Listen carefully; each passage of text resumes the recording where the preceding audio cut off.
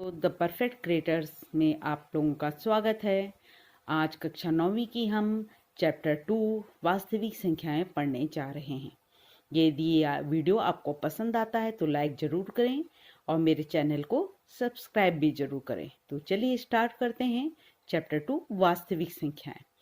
वास्तविक संख्याएं हमारे पास बहुत सारी संख्या होती हैं, उनको कुछ ग्रुपों में बांटा गया है।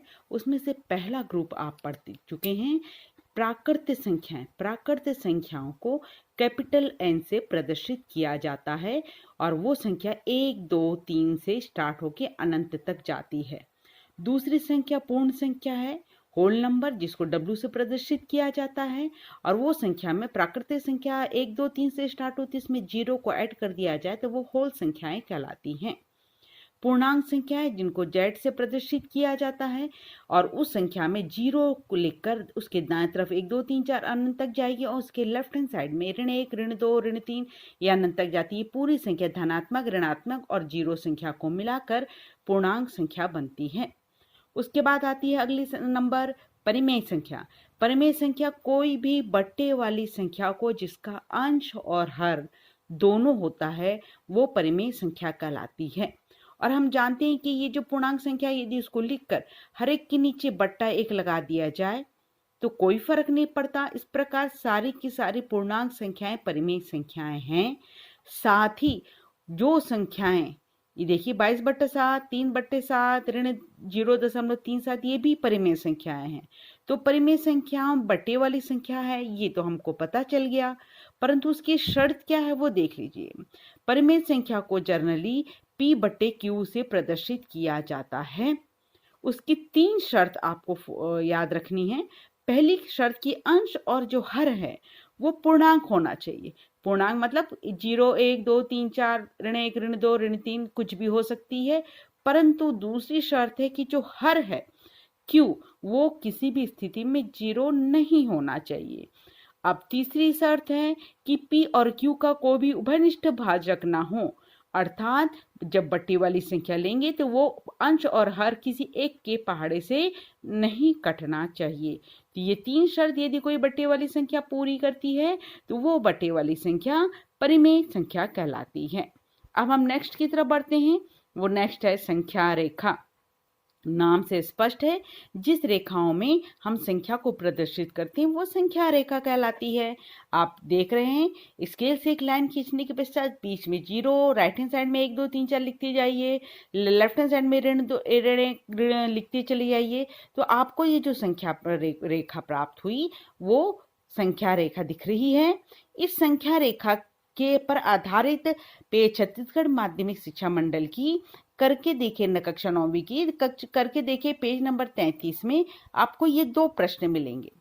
पहला प्रश्न कि संख्या रेखा पर दर्शाइए ऋण 2, धन 3, धन 4। बहुत आसान है। धन 4 देखिए 0 के दाएं तरफ धनात्मक संख्या होती है तो धन 4 राउंड लगा लीजिए।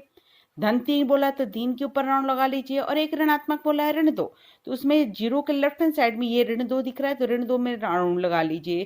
तो इस प्रकार ये 3 संख्या हमने संख्या रेखा पर प्रदर्शित कर दी। साथ में दूसरा प्रश्न इसमें बोला था कि ऋण 3 से धन 2 कितना आगे है। ऋण 3 से धन 2 तो आप देखिए ऋण 3 और ये धन 2। अब देख लीजिए जंप करके ये 1 जंप हुआ, ये 2 जंप हुआ, ये 3 जंप हुआ, ये 4 जंप हुआ, ये 5 जंप हुआ। तो ऋण 3 से 2 कितना आगे है। ऋण 3 से 2 5 आगे है। तो इस प्रकार ये दोनों प्रश्न उस पेज नंबर 33 के हल होते हैं। अब हम नेक्स्ट की तरफ चलते हैं। तुल्य परिमेय संख्या। नाम से स्पष्ट है तुल्य मतलब बराबर, परिमेय संख्या परिमेय संख्या मतलब बट्टे वाली संख्या 1/2। अब 1/2 परिमेय संख्या तो है, दोनों पूर्णांक है, हर 0 नहीं है और दोनों किसी के पहाड़े से कट नहीं रही तो ये परिमेय संख्या है। अब अंश और हर में 2 का गुणा कर दो तो हमको 2 और नीचे 4 प्राप्त होगा। अंश हर में 4 का गुणा कर दो तो हमको 4/8 प्राप्त होगा। तो इस प्रकार कोई परिमेय संख्या में अंश और हर में समान अंकों का गुणा कर देते हैं तो जो हमें नई परिमेय संख्या प्राप्त होती है वो तुल्य परिमेय संख्या कहलाती है, क्योंकि कैंसिल के पश्चात ये वापस 1/2 ही प्राप्त होगा। उसके पश्चात पढ़ते हैं संवृत्त गुण। ये गुण आप पहली बार पढ़ रहे होंगे। संवृत्त गुण यदि सरल भाषा में समझाया जाए तो एक घर में कुछ नंबर्स है और उस नंबर्स में हम नियम लगाएं और आंसर भी उस घर में रहने वाले नंबर ही मिले तो वो संवृत्त गुण कहलाता है। जैसे हमारा घर के अंदर सारी की सारी पूर्ण संख्याएं हैं। पूर्ण संख्याएं क्या होती हैं? 0, 1, 2, 3, 4 पूरी संख्या पूर्ण संख्या है, 0 से लेकर अनंत तक। अब उस घर से हमने 2 संख्या उठाकर जोड़ा, जोड़ने से 8 मिला। 8 में तो जो आंसर मिला वो उस घर में रहेगा, पूर्ण संख्या आया तो वो पूर्ण संख्या मिल रहा है तो ये कहलाएगा संवृत्त गुण। परंतु जब हम उस पूर्ण संख्या को घटाएं, छोटे में से बड़ी को घटाएं तो ऋण प्राप्त होगा, बड़े में से छोटे को घटाएंगे तो धन प्राप्त होगा, तो वो आंसर पूर्ण संख्या है। परंतु जब छोटे में से ऋण को घटाते हैं तो ऋणात्मक आंसर होता है और ऋणात्मक पूर्ण संख्या नहीं है। इसका मतलब जो आंसर आया वो उस घर में अवेलेबल नहीं है, इसलिए वो संवृत्त नहीं होगा। परंतु जब 2 पूर्ण संख्या को गुणा करेंगे कोई भी तो जो आंसर आएगा वो संवृत्त पूर्ण संख्या होगा, इसलिए वो संवृत्त कहलाएगा। अब भाग दीजिए 5/8, 5/8 ये तो बट्टे वाली संख्या है, ये तो परिमेय संख्या है, पूर्ण संख्या नहीं है, इसलिए वो संवृत्त नहीं है। तो आप साफ देख रहे हैं कि पूर्ण संख्या की योग में संवृत्त होता है, अंतर में संवृत्त नहीं होता, गुणा में संवृत्त होता है और भाग में संवृत्त नहीं होता। ये तो हुआ पूर्ण संख्या का नियम। पूर्णांक का नियम देखिए सेम। पूर्णांक संख्या क्या होती है याद होना चाहिए। 0 से लेकर 1, 2, 3, 4 ऋण 1, ऋण 2 ये सब पूर्णांक संख्या हैं, यानी पूर्णांक संख्या धनात्मक, ऋणात्मक और 0 सब होती हैं। अब 2 पूर्णांक संख्याओं को जोड़ेंगे तो ऋण आए चाहे धन आए, वो तो सब पूर्णांक है, इसलिए वो समृद्ध है। यदि 2 पूर्णांक संख्याओं को घटा दिया जाए तो भी हमारे पास ऋण संख्या आ रही है और ऋणात्मक तो पूर्णांक संख्या होती है, तो वो समृद्ध है। 2 पूर्णांक संख्या को गुणा करेंगे तो भी पूर्णांक संख्या आती है, तो समृद्ध है। परंतु 2 पूर्णांक संख्याओं को भाग करते हैं तो हमारे पास ये परिमेय संख्या आ रही, बट्टे वाली संख्या आ रही और ये पूर्णांक नहीं होती। तो इस प्रकार पूर्णांक संख्या में योग में समृद्ध है, अंतर में समृद्ध है, गुणा में समृद्ध है, परंतु भाग में समृद्ध नहीं है। ये अब नेक्स्ट की तरफ पढ़ते हैं परिमेय संख्या। तो परिमेय संख्या में आप देखते हैं बट्टे वाली संख्या, तो आप करके देख सकते हैं कि 2 बट्टे वाली संख्या को जोड़ेंगे तो परिमेय संख्या ही प्राप्त होगी, यानी समृद्ध है। घटाएंगे तो परिमेय संख्या प्राप्त होगी, तो समृद्ध है। 2 परिमेय संख्या को गुणा करने से उत्तर भी परिमेय संख्या प्राप्त होगी, तो वो समृद्ध हो जाएगा। और 2 परिमेय संख्याओं का भाग करें तो भी समृद्ध परिमेय संख्या प्राप्त होने से समृद्ध हो जाएगा। इस प्रकार परिमेय संख्या में योग, अंतर, गुणा, भाग चारों के चारों आपके समृद्ध होते हैं। तो ये जो अभी हमने समझा, ये पेज नंबर 40 के करके देखिए, प्रश्न को करेंगे तो ये सेम इसमें ये पूछा गया है। अब हम नेक्स्ट गुण को पढ़ने जा रहे हैं, क्रम विनिमय गुण। तो क्रम विनिमय गुण का नाम से स्पष्ट क्रम का विनिमय, यानी क्रम को बदल दो, यानी जिसमें क्रम को बदलने से हमारे आंसर में कोई फर्क ना आए वो क्रम विनिमय गुण का पालन करता है। अब हम पहली पूर्ण संख्या ले लेते हैं। पूर्ण संख्या में योग देखेंगे, अंतर देखेंगे, गुणा देखेंगे, भाग देखेंगे। तो योग में देखिए 2 में 3 जोड़ूं या 3 में जो जोड़ूं, जोड़ने में कोई फर्क नहीं पड़ता, इसलिए वो क्रम विनिमय नियम है, यानी योग में क्रम विनिमय नियम होता है। अंतर देख लो, 2 में 3 घटाओगे तो ऋण 1, परंतु 3 में 2 घटाओगे तो 1 प्राप्त होता है। यहाँ ऋण 1 और यहाँ 1 प्राप्त होता है, दोनों का उत्तर बराबर नहीं है, इसलिए वो क्रम विनिमय नियम का पालन नहीं करता।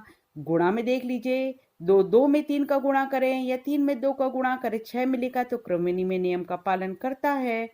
परंतु भाग में 4 में 2 का भाग करें और अंश और हर को पलट दो, क्रम को पलट दो, 2 में 4 का भाग करें तो दोनों का आंसर अलग अलग प्राप्त होता है, तो वो क्रम विनिमय नियम नहीं है।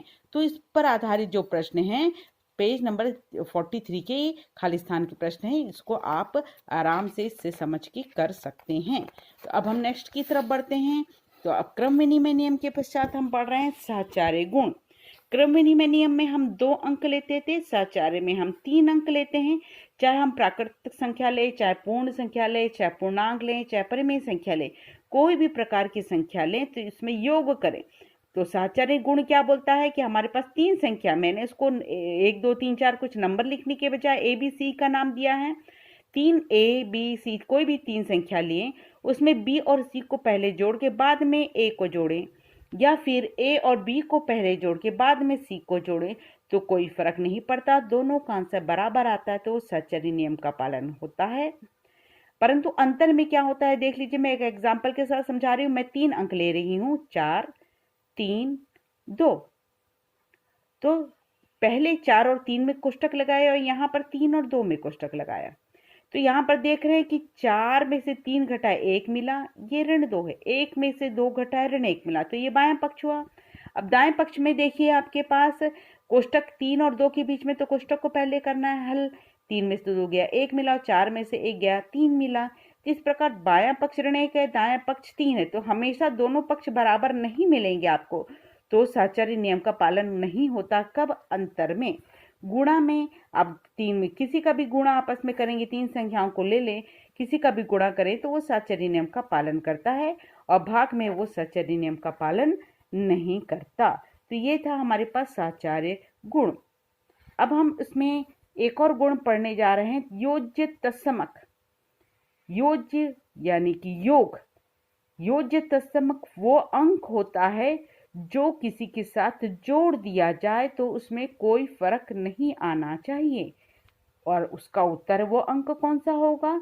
0, क्योंकि 0 में 3 को जोड़ूं या 3 में 0 को जोड़ूं तो हमारा उत्तर 3 ही मिलेगा, यानी 0 को जोड़ने से हमारे में कोई फर्क नहीं पड़ता, तो वो 0 हमारा योज्य तत्समक कहलाता है। नेक्स्ट आ रहा है आपका गुणात्मक तत्समक।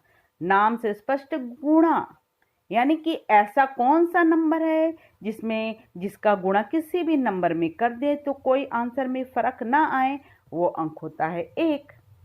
1 में 3 का गुणा करूं या 3 में 1 का गुणा करूं, एक ऐसा नंबर है जो किसी के साथ में गुणा होता है तो आंसर हमको वही संख्या प्राप्त होती है, तो ये 1 कहलाता है गुणात्मक तत्समक। अब है योगात्मक प्रतिलोम। योगात्मक प्रतिलोम यानी 2 जोड़ा, वो 2 जोड़ा जिसको जोड़ने से योज्य तत्समक प्राप्त हो, योगात्मक प्रतिलोम कहलाता है।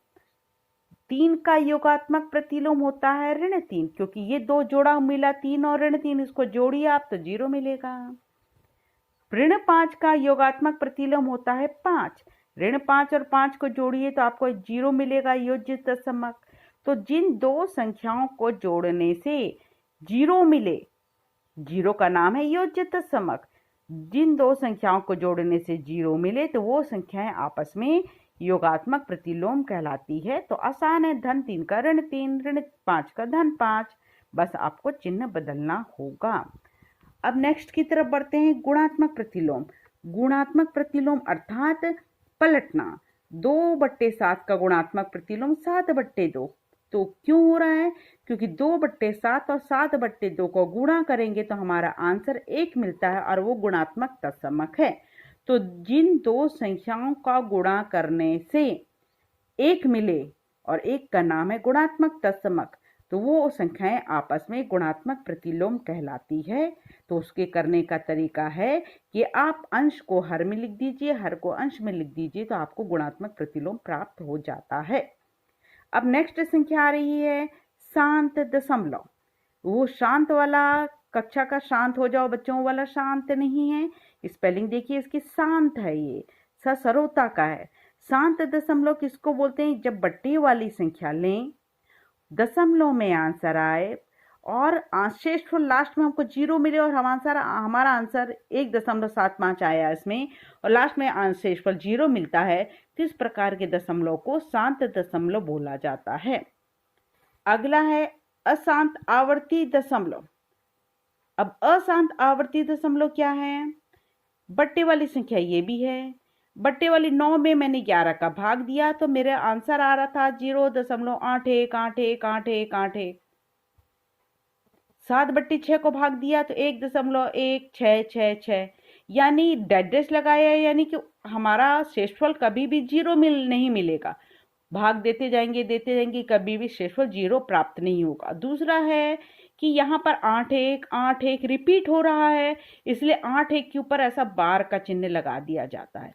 यहाँ पर 1.1 के बाद कौन रिपीट हो रहा है? 6, तो 1.1 लिखा और 6 के ऊपर बार का चिन्ह लगा दिया। तो जो संख्याएं रिपीट होती है इसके ऊपर बार लगा देते हैं। 2 संख्या रिपीट हो रही तो 2 के ऊपर बार लगाइए, 1 अंक रिपीट हो रहा तो 1 के ऊपर बार लगाइए आप। और जो जिसका शेषफल 0 प्राप्त नहीं होता वो कहलाता है अशांत, और जो रिपीट होती रहती है वो संख्या कहलाती है अशांत आवर्ती दशमलव। तो अब नेक्स्ट पढ़ते हैं। अब हम लोग आगे आते हैं यहाँ पर प्रश्नावली 2.1। तो प्रश्नावली 2.1 के प्रश्नों को देखिए। पहला प्रश्न, 6 और 7 के बीच में 3 परिमेय संख्या ज्ञात करो। 6 और 7 के बीच 3 परिमेय संख्या ज्ञात करनी। तो आप, मैंने शर्त भी लिखी है, आपको करने का स्टेप बाय स्टेप करके लिखा है।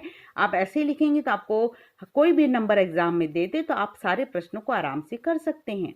6 और 7 दोनों के बीच में बट्टा 1 लिख दिया तो कोई फर्क नहीं पड़ता। तो याद रखिए, पहला शर्त है कि हमको दो संख्याओं के बीच में परिमेय संख्या, परिमेय मतलब बट्टे वाली संख्या ज्ञात करनी है। तो बट्टे वाली संख्या ज्ञात करने की पहली शर्त है कि हर समान होना चाहिए। हर समान होना चाहिए। तो आप प्रश्न को देखिए, इसके नीचे 1 लिख लिया, इसके नीचे 1 लिख लिया, यहाँ तो पहले से समान है। पहले से समान है यानी कि आपको कुछ भी एक्स्ट्रा हर समान करने के लिए नहीं करना होगा। पहला शर्त हो गया। दूसरा बोल रहा है कि 3 परिमेय संख्या ज्ञात करनी है। 3 बोला है तो 3 में 1 जोड़ के 4 का गुणा करना। 4 बोलता है तो 4 में 1 जोड़कर 5 का गुणा करते।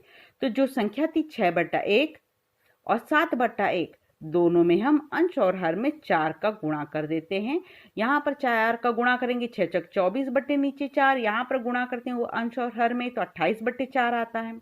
तो ये दो संख्या मिली। अब 24/4 और 28/4 के बीच में 3 परिमेय संख्या है। तो 24 के बाद क्या आता है 25/4, फिर 26/4, फिर 27/4 और 28/4। तो ये दिया है। तो इन दोनों के बीच में 25/4, 26/4, 27/4, इस प्रकार हमको 3 परिमेय संख्या प्राप्त हो गई। तो शर्त क्या है? पहली शर्त कि हर समान होना चाहिए। दूसरी शर्त कि जितनी परिमेय संख्या ज्ञात करने बोल रहा है उसमें 1 बढ़ाकर हम अंश और हर में गुणा कर देंगे, और तीसरे में स्टेप्स में हम दोनों के बीच की संख्या को निकाल लेंगे। तो मैंने अब इसका चौथे नंबर का प्रश्न लिया है। बीच के प्रश्न सारे सेम ऐसी मेथड से हल हो जाते हैं।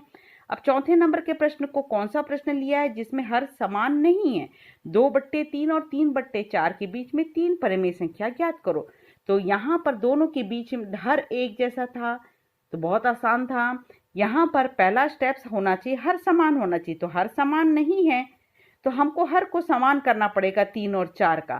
3 के बारे में 4 नहीं आता, 4 के बारे में 3 नहीं आता, तो 3 और 4 का गुणा कर दिया तो 12। यानी हमको हर समान करने के लिए 12 बनाना होगा, दोनों के हर को 12। तो 3 में से 12 कैसे बनेगा? 4 का गुणा करके, 3 चौक 12।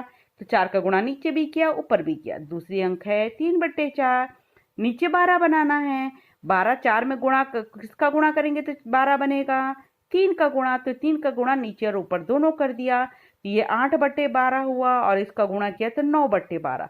तो हर समान नहीं था, हमने इसमें 4 का इसमें 3 का गुणा कर दिया तो दोनों का हर समान हो गया। तो पहला स्टेप्स ये हुआ कि हर समान बनाना है। अब दूसरा स्टेप्स, हमको 3 परिमेय संख्या ज्ञात करनी है। 3 परिमेय संख्या ज्ञात करनी है बच्चों, तो हम कितने का गुणा करेंगे? 1 बढ़ाकर 4 का गुणा अंश और हर में कर देंगे। तो 8/12 और 9/12 थी, दोनों में हमने 4 का गुणा कर दिया। तो गुणा करके हमारे पास 32/48 और यहाँ इन दोनों का गुणा करके 9 चौक 36/48 आया। तो 32/48 और 36/48 के बीच की संख्या लिख दो। 32 के बाद क्या आता है? 33, 34, 35, 36 और सबके नीचे 48 लगा दीजिए। 33/48, 34/48, 35/48, 36/48। इस प्रकार इसके मैंने यहाँ पर 4 संख्या लिखी है। तो ये 3 संख्या ज्ञात करनी थी, ये रिपीट हो रही है। तो यहाँ 36/48 के बीच की हमारी 3 संख्या हो गई। ये 33, 34, 35 तीनों के नीचे /48। तो ये चौथे नंबर का प्रश्न था बच्चों। अब आया, यानी कि हमारे पास इस प्रकार के 2 प्रश्न आएंगे जिसके हर समान आएंगे और जिसके हर समान नहीं आएंगे। अब हम अगला प्रश्न की तरफ बढ़ते हैं। प्रश्न बोला 7/3 वर्ण 7/3 को संख्या रेखा पर दर्शाइए। तो आपको संख्या रेखा मैंने बताया था, देखिए लाइन खींच लेना आप लोग। लाइन खींचने के बाद आप स्केल में 1 2 3 4 लिखा रहता है बच्चों, तो आप इसके निशान लगा लेना ऐसा। निशान लगाने इसलिए बोल रहे हैं, एक एक के गैप में निशान लगा लीजिए, दो दो के गैप में निशान लगा लीजिए, ज़्यादा जगह है तो तीन तीन के गैप में निशान लगा लीजिए। निशान लगाने इसलिए बोल रहे हैं ताकि सबका अंतर हमको सबका समान डिस्टेंस दिखाई दे। अब आप बीचों बीच 0 लिख लीजिए। अब हमको प्रश्न में देखिए सबके नीचे 3 है बच्चों, तो आप 1/3, 2/3, 3/3, 4/3, 5/3, 6/3, 7/3 ऐसा करके बढ़ाकर लिख सकते हैं। यदि 1/4 होता तो अब 1/4, 2/4 ऐसा करके लिखते, सबके नीचे 4 लगाते। ऋण में भी ऋण है सेम, तो ऋण 1/3, ऋण 2/3, ऋण 3/3, ऋण 4/3, ऋण 5/3, ऋण 6/3, ऋण 7/3 आप लिख लीजिए। आप देख रहे हैं कि 3/3 आएगा, 3 और 3 को भाग करेंगे तो 1 आ जाएगा। 3 और 6 में 3 का भाग करेंगे तो 2 आ जाएगा। यहाँ पर भी ऋण 3 में ऋण 1 का भाग करेंगे तो ऋण 1 आएगा। ऋण 6 में ऋण 3 का भाग करेंगे तो ऋण 2 आएगा। तो देखिए आपको 0 आ रहा है, 1 आ रहा है, 2 आ रहा है, ऋण 1 आ रहा है, 2 आ रहा है। तो आपको क्या प्रदर्शित करना था? 7/3। तो आप 7/3 के नीचे राउंड लगा लीजिए और ऐसा तीर लगा के 7/3 लिख लीजिए। ऋण 7/3 बोल रहा है, ऋण 7/3 बिंदु में गोला लगाइए और उसके ऊपर ऋण 7/3 लिख लीजिए। तो इस प्रकार दोनों संख्याएं हमको प्राप्त हो जाएंगी। अब नेक्स्ट प्रश्न की तरफ बढ़ते हैं। प्रश्न नंबर 8वां। प्रश्न नंबर 8वां देखिए क्या बोल रहा है। प्रश्न नंबर 8वां बोल रहा है कि निम्न परिमेय संख्याओं को दशमलव के रूप में प्रदर्शित कीजिए, बताइए वह किस प्रकार के दशमलव हैं। तो प्रश्न है 126/5।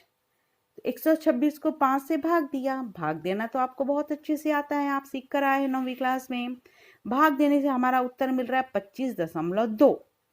अब आप देख रहे हैं कि शेषफल लास्ट में कट गया, पूरा शून्य आ रहा है। और आप जानते हैं कि जब शेषफल शून्य आता है तो उस दशमलव को बोलते हैं शांत दशमलव। तो ये किस प्रकार का दशमलव है? शांत दशमलव। अब मैं दूसरा प्रश्न ले रही हूँ, ऋण 118/3। जब 118 को 3 से हम भाग देने गए तो यहाँ भाग देकर दिखाया है मैंने, देखिए। तो हमारा बार बार 3 9 के बाद 0.3, उसके बाद 0.33 रिपीट होता चला जाएगा संख्या। कभी भी शेषफल 0 प्राप्त नहीं होगा। 0 प्राप्त नहीं होगा तो वो अशांत दशमलव है, परंतु 3 रिपीट हो रहा है तो ये अशांत आवर्ती दशमलव है। तो जिस संख्या में शेषफल आपका 0 नहीं मिलता और जो संख्या रिपीट होती रहती है बार बार, वो दशमलव कहलाता है अशांत आवर्ती दशमलव। तो ये प्रश्न नंबर 8वां था। अब हम प्रश्न नंबर 9वां की तरफ बढ़ते हैं बच्चों। प्रश्न नंबर 9वां में की बोल रहा है कि निम्न दशमलव रूप को p/q के रूप में लिखिए। p/q के रूप में लिखिए, यानी कि आपको अंश और हर लिखना है। इसमें 2 टाइप के प्रश्न आएंगे। एक प्रश्न वो जो रिपीट नहीं होते, 0.53, 16.8 ये रिपीट नहीं हो रहे हैं, कहीं इसके ऊपर बार का चिन्ह नहीं है। और प्रश्न नंबर 9 जब नीचे आएगा, ये भी बोला है कि निम्न दशमलव को p/q रूप में लिखिए, ये भी बोला था। तो एग्जाम में आप कैसे समझेंगे? देखिए इसके ऊपर बार नहीं है इस प्रश्न में, और इस प्रश्न में किसी एक संख्या या 2 संख्या के ऊपर बार रहेगा। तो यहाँ पर अब पहले बिना बार वाली संख्या के वाले को p/q में बदलते हैं। आप तो ये जानते हैं 53 है, 53 के बाद कितने अंक हैं? 1 2 अंक है, तो दशमलव हटा के आप नीचे 2 0 डाल दीजिए। और यदि ऊपर और नीचे किसी के पाड़े से कैंसिल होता है तो कैंसिल करिए, नहीं होता तो मत करिए। तो ये आपका आंसर प्राप्त हो जाता है p/q के रूप में। बहुत आसान है। कब? जब आपका इसके ऊपर बार नहीं दिया है। एक और एग्जाम्पल देख लीजिए, 16.8 दिया है, तो 16.8 दशमलव के बाद 1 अंक है, तो दशमलव हटाएंगे, दशमलव के बाद 1 अंक है, तो आप 10 से भाग देंगे, 10 हो गया। तो यहाँ पर आपके पास देख रहे हैं कि दोनों को 2 से भाग देने पर दोनों 2 से कट रहे हैं, दोनों को 2 से भाग देने पर 84/5 आता है। तो हमारा आंसर हो गया 84/5। ये दशमलव वाली संख्या को हमने p/q के रूप में प्रदर्शित कर दिया। परंतु जब दशमलव वाली जो संख्या है वो रिपीट होती है, उस कंडीशन में अशांत आवर्ती दशमलव है ये, इसको p/q के रूप में, बहुत इंपॉर्टेंट क्वेश्चन है बच्चों, p/q के रूप में परिवर्तित करने के लिए स्टेप्स मैंने लिख कर रखा, और इस स्टेप्स को भी आपको लिखना है एग्जाम में और याद रखना है। पहला स्टेप्स इसका बोलता है कि दशमलव के बाद की संख्या की पुनरावृत्ति होनी चाहिए, जो यहाँ है। आप पहले प्रश्न मिलेगा आप तो देखना दशमलव के बाद जो अंक है उसके ऊपर बार लगा है क्या? हाँ लगा है। इसका मतलब दशमलव के बाद की संख्या 70 70 बार बार रिपीट हो रही है, वही होना चाहिए। तो अपने पास हमको पहले से वही प्रश्न दिया है, यानी हमको यहाँ पर कुछ करने की जरूरत नहीं है। तो ये जो प्रश्न था उसको हम P/Q बराबर 0.70 का बार लिख लो, या उसको यहाँ पर दो अंकों के ऊपर 70 के ऊपर बार है, यानी कि 70 बार बार रिपीट हो रहा है। तो हम कितनी बार लिखेंगे? डैश डैश करके भी छोड़ सकते हैं या बार लगा के भी छोड़ सकते हैं। तो पहला स्टेप्स क्लियर हुआ कि दशमलव के बाद की संख्या पुनरावृत्ति वाली होनी चाहिए, जो यहाँ पर है। अब दूसरा क्या देखना आप, ये देखिए कि कितनी अंक रिपीट हो रहे हैं, बार कितने के ऊपर है। यहाँ देख रहे हैं कि बार 7 और 0 दो अंक के ऊपर है, तो दो अंकों की पुनरावृत्ति हो रही है, इसलिए 2 0 लगाएंगे, यानी 100 का गुणा करेंगे। एक अंक की पुनरावृत्ति थी, एक अंक के ऊपर बार रहेगा तो 10 का करना गुणा, 3 अंक के ऊपर बार रहेगा तो 3 0 लगाकर क्या बनता है? 1000, 1000 का गुणा करना पड़ेगा। तो अभी इस प्रश्न में हमारे पास दो अंक का पुनरावृत्ति हो रही है, तो यानी 100 का गुणा करना है। तो इसके बाएं तरफ और दाएं तरफ दोनों तरफ 100 का गुणा करेंगे। इसके बाएं तरफ 100 का गुणा करेंगे तो 100 P/Q हो गया, और इसके दाएं तरफ 0.707070 इसमें 100 का गुणा करना है। तो आप जानते हैं कि 100 का गुणा करेंगे, 2 0 है तो ये दशमलव का चिन्ह दो अंक के बाद सरक जाएगा, एक अंक, दो अंक, तो दशमलव यहाँ आ जाएगा सरक के यहाँ से, तो हमारा अंक हो जाएगा 70.7070। देख लिए, लिख लिया। तो ये दो स्टेप से, पहला की अंक दशमलव के बाद संख्या की पुनरावृत्ति होनी चाहिए, दूसरा कि दो अंकों की पुनरावृत्ति हो रही है तो 100 का गुणा करेंगे, एक अंक की हो रही है तो 10 का गुणा करेंगे। तो ये जो समीकरण 1 और 2 प्राप्त हो रहा है, ये समीकरण 2 में से हम एक को घटा देंगे। तो बायां पक्ष है इसका 100 P/Q, इसके बाएं पक्ष 1 P/Q में से इसके बाएं पक्ष को इसके बाएं पक्ष से घटा देंगे, इसके दाएं पक्ष को इसके दाएं पक्ष से घटा देंगे। परंतु लिखते वक्त याद रखेंगे कि दशमलव के नीचे आपको दशमलव का ही अंक लेना है, ताकि आपको घटाने में आसानी हो। तो अब देखिए आप, मैंने लिखा है समीकरण 2 100/PQ बराबर था 70.7070 ऊपर बार, और समीकरण 1 नीचे लिखा P/Q। लिखते वक्त देखिए मैंने दशमलव के नीचे दशमलव वाली संख्या लिखी है, इसके नीचे कुछ नहीं, यानी आप शून्य लिख सकते हैं। 7070 का बार आप घटाइए, 100 PQ में से यहाँ कुछ नहीं मतलब 1 है बच्चों, तो 1 PQ 100 में से 1 घटाएंगे तो 99 PQ आया। अब घटाते वक्त देखिए दशमलव के बाद पहले 70 में से शून्य घटाए 70 मिलेगा, यहाँ पर घटाओगे आप तो सब सेम संख्या है तो यहाँ पर 0 मिलेगा, यानी 70.0000 दशमलव के बाद नहीं लिखा जाने अर्थात 70। तो 99 दाएं तरफ आके भाग हो गया तो 70/99। इस प्रकार हमें P/Q का मान हुआ 70/99। तो हमारे पास 3 स्टेप्स में सवाल हल होते हैं। एक और प्रश्न से आपको ये क्लियर करवा रही हूँ, लास्ट प्रश्न देख लीजिए आज का। अब प्रश्न लिया है मैंने तीसरा, 3.127, यहाँ पर सिर्फ 7 के ऊपर बार है, ध्यान रखिएगा एक अंक के ऊपर बार है। पहला शर्त क्या बताया था मैंने, आप इस प्रश्न को P/Q के रूप में आप लिख लेते हैं। मैंने जो प्रश्न रहेगा आप उसको P/Q करके लिख लीजिए। पहला शर्त बोल रहा था कि दशमलव की बाद की संख्या पुनरावृत्ति वाली होनी चाहिए। अब प्रश्न को ध्यान से देखिए, दशमलव के बाद तो 1 है, इसके ऊपर बार नहीं है, 2 है, इसके ऊपर बार नहीं है, तो ये 1 और 2 अंक तो पुनरावृत्ति नहीं हो रही है। इसका मतलब ये पहली शर्त पूरा नहीं कर रहा है, यानी कि ये दशमलव यहाँ नहीं होना चाहिए था, 1 के बाद भी नहीं, 2 के बाद दशमलव होना चाहिए था, क्योंकि 7 यहाँ पर बार बार रिपीट हो रहा है। तो दशमलव को कितने अंक सरकाना पड़ेगा? 1 2 अंक सरकाना पड़ेगा, इसलिए हम 100 का गुणा करेंगे। बाएं पक्ष में भी मैंने 100 का गुणा किया, दाएं पक्ष 3.127 के ऊपर बार, 3.127 के ऊपर बार में 100 का गुणा किया, और 2 अंक का गुणा करें तो दशमलव सरक कर हमारे पास यहाँ से 1 दशमलव का स्थान सरका, 2 का सरका, तो 12 के बाद दशमलव आ जाएगा, तो संख्या होगी 312.7 का बार। तो इस प्रश्न में क्या था, हमारा पहला स्टेप्स में कि दशमलव के बाद वाली संख्या रिपीट होनी चाहिए, दशमलव के बाद वाली संख्या के ऊपर बार होना चाहिए। यदि नहीं होगा, 2 अंक दशमलव को 2 अंक राइट हैंड साइड सरकाना है तो 100 को गुणा किए, एक तरफ सरकाना है तो 10 का गुणा करना। तो समीकरण 1 प्राप्त हो गया। अब दूसरा स्टेप्स क्या बोलता था? दूसरा स्टेप्स बोलता था कि जितने अंक रिपीट हो रहे हैं उतना जीरो लगा के आप गुणा करिए।